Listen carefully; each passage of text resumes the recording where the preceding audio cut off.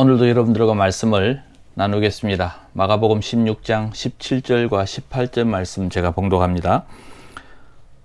믿는 자들에게는 이런 표적이 따르리니 곧 그들이 내 이름으로 귀신을 쫓아내며 새 방언을 말하며 뱀을 집어 올리며 무슨 독을 마실지라도 해를 받지 아니하며 병든 사람에게 손을 얹은 적 나으리라 하시더라.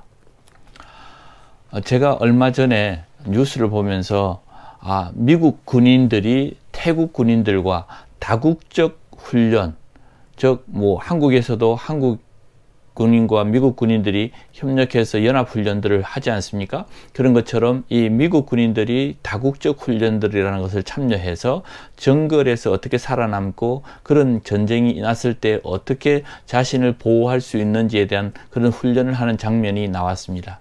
근데 그 어린 미국 군인들이 군복은 입혀놓았는데 보니까 얼굴도 어리고 행동하는 것이 그 뱀과 전갈을 잡아서 이렇게 먹기도 하고 다루기도 하는 그런 훈련을 하는 모습이었습니다. 근데 참으로 어렸습니다.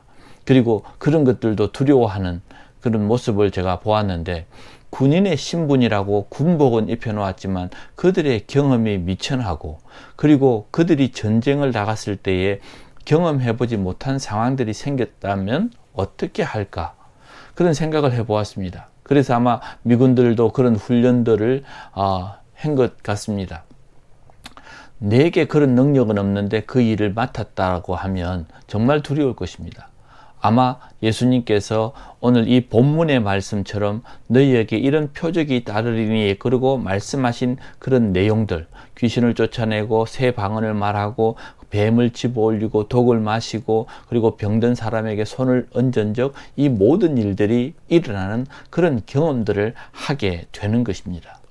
하나님께서는 이 예수님을 통해서 복음을 전했고, 그 전하는 일들은 이제는 제자들이 스스로 해야 됩니다. 그 전에는 예수님께서 그들과 함께 다니면서 예수님이 다 하셨습니다. 치료하셨고 귀신을 내어 쫓았고, 그리고 유대인들을 대응하는 것이나 모든 것이 예수님께서 하셨고 제자들은 그 옆에서 지켜만 보았는데, 이제는 예수님이 계시지 않습니다. 예수님이 십자가에서 못 박혀 죽으시는 순간에 그들은 고향길로 돌아갔습니다. 그리고 고향으로 가는 길에서 예수님이 부활하시고 그들과 함께 지금 둘러앉아서 식사를 하고 있는 모습이 바로 이 본문의 장면입니다. 그때 예수님께서 하신 말씀은 너희는 온 천하에 다니면서 복음을 전하라고 했는데, 이것이 사명입니다. 이 사명을 주셨다면 이제는 그들에게 사명을 감당할 수 있는 적절한 지원을 해야 하는 것이죠. 그래서 예수님께서는 그들에게 이런 표적이 따르리니, 그리고 약속의 말씀도 하셨고 그들에게 어떤 일들이 일어날 수 있는지를 조목조목 말씀하셨습니다.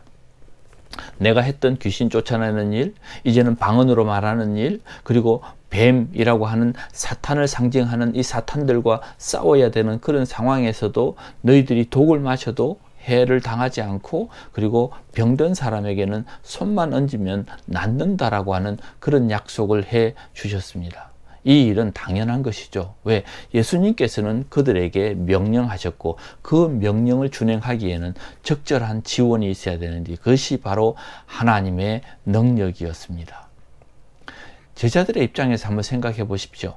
제자들은 전적으로 예수님만 의지했는데 이제는 예수님이 계시지 않고 전적으로 자기들이 나서서 해야 될 때의 두려움과, 그리고 예수님이 계시지 않은 실망감을 갖게 된 것입니다.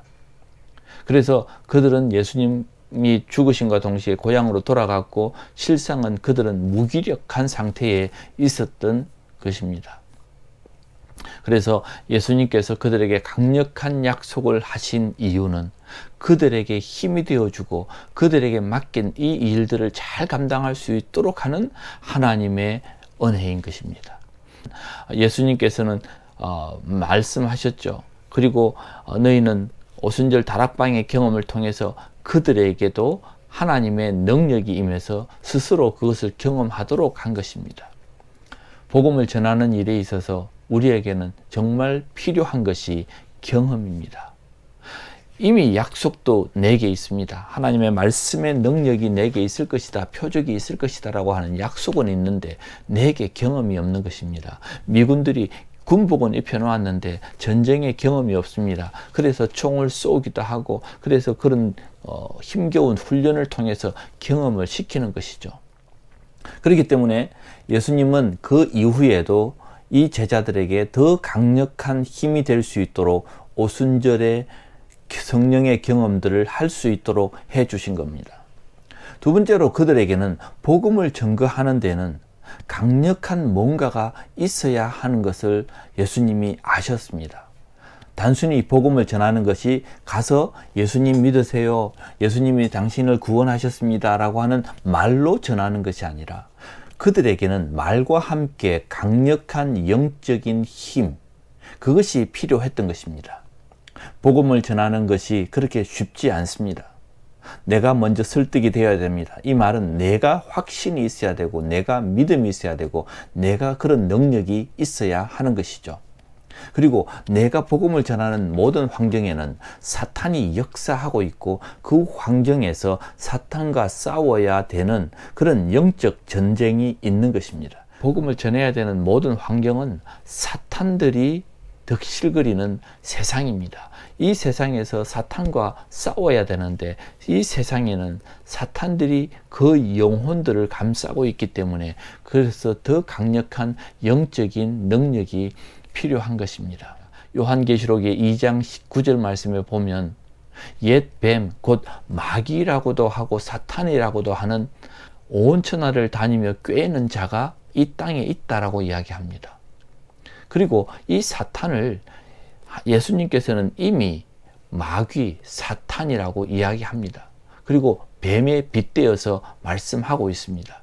누가복음 22장 3절에는 보면 이 가롯인 유다가 사탄이 들어가서 예수님의 12제자 중 하나 가롯 유다가 사탄이 들어가서 예수님을 팔았다라고 누가복음 22장 3절에 기록하고 있습니다.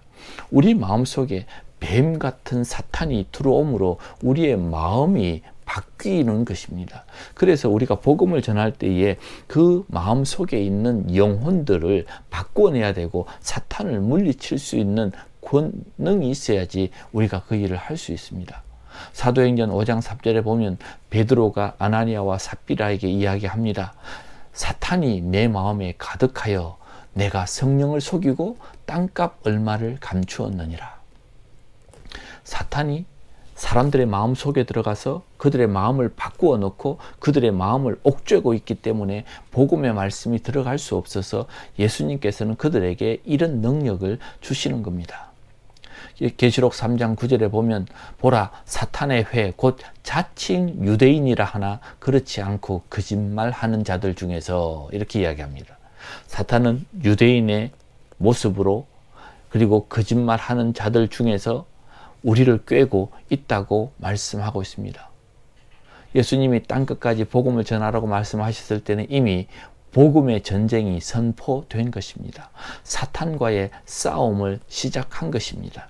그래서 예수님께서는 이 뱀을 집어 올리거나 뱀의 독을 마셔도 해를 당하지 않는다라고 하는 약속을 하신 것이죠.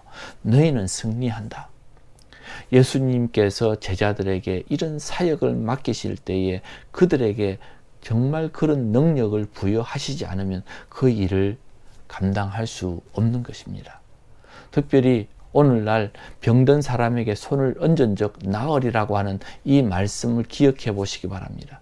그때 당시에는 병원도 없고 의사도 제대로 없을 때에 그들에게 필요한 것은 영혼을 구원하지만 육신도 구원해주는 치유가 필요했던 것입니다. 그래서 그들에게는 병든 자들의 고통을 해결해 줄 수 있는 치유의 능력도 주셨습니다. 예수님이 가는 곳마다 많은 사람들을 고쳐주었습니다. 귀신들을 내쫓았습니다. 이유는 그들에게 영혼의 구원을 얻게 하지만 또한 육신의 구원도 함께 주셨던 것입니다. 어렵고 힘든 인생을 사는 그들에게 정말 예수님께서는 새로운 삶을 열어주기 위해서 영적, 육적인 구원을 하신 것입니다.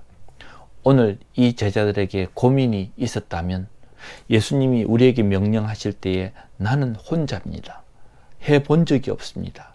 그렇기 때문에 스스로 고민하고 있을 때 예수님께서는 이런 표적이 따르리니 그러고 약속해 주신 것입니다. 우리도 지금 이 제자들처럼 말씀이 있고 약속은 있지만 경험되지 못했기 때문에 두렵고 떨리는 마음으로 우리가 살고 있지 않습니까? 분명히 약속의 말씀이 있기에 우리에게는 그런 능력이 있습니다. 그렇죠? 그런데 우리는 손을 얹고 기도하려고 하면 먼저 두렵습니다. 과연 이렇게 될까? 내가 기도하는 대로 그대로 될까에 대한 우리의 의심 내지는 두려움이 있는 것입니다. 그래서 영적 생활도 사실은 경험이 필요합니다. 말씀은 있지만 약속은 있지만 우리에게 그런 경험이 없기 때문에 그런 환경이 오면 우리는 먼저 두려워하는 것입니다. 사랑하는 성도 여러분, 오늘 이 약속의 말씀은 우리에게 자신감을 주고 우리에게 능력을 주어서 복음을 전하는 일을 잘 감당하기 위해서 주신 말씀입니다.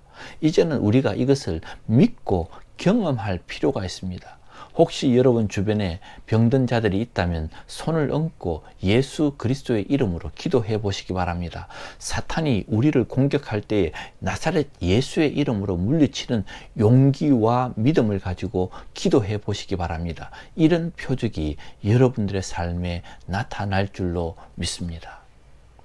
이 문제가 해결되지 않으면 우리는 결단코 예수님의 제자로 살아갈 수 없습니다. 그냥 고향으로 돌아가는 제자일 뿐입니다.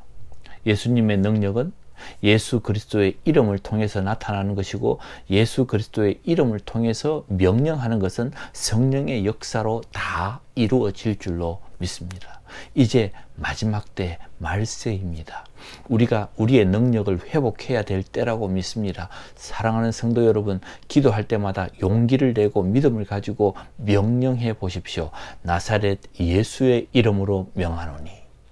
이런 기도가 우리에게 자주 일어나고 계속 일어나고 그 믿음이 경험이 되면서 내게 확신이 생기는 것입니다. 예수님은 우리에게 이런 확신을 가지라고 말씀하시고 그때서야 우리는 복음을 전할 용기가 생깁니다. 두려움이 있는 이 제자들에게는 경험이 없었습니다. 그래서 예수님은 오순절을 주신 것처럼 우리에게도 오순절이 필요합니다. 여러분, 간절히 기도하시면서 예수님의 이런 말씀을 우리가 경험하는 신앙생활을 하시기 바랍니다. 기도하겠습니다. 하나님, 오늘도 우리에게 약속하신 이런 많은 표적들, 그냥 글이 아니고 말이 아니라 우리에게 말씀의 능력으로 약속되어 있습니다. 사랑하는 성도들이 정말 믿음의 기도를 드릴 수 있도록 하나님께서 그들에게 용기와 경험들을 허락해 주옵소서. 오늘도 나사렛 예수의 이름으로 명하며 기도할 줄 아는 우리 모든 성도들이 되기를 간절히 바라오며 예수님의 이름으로 기도합니다. 아멘.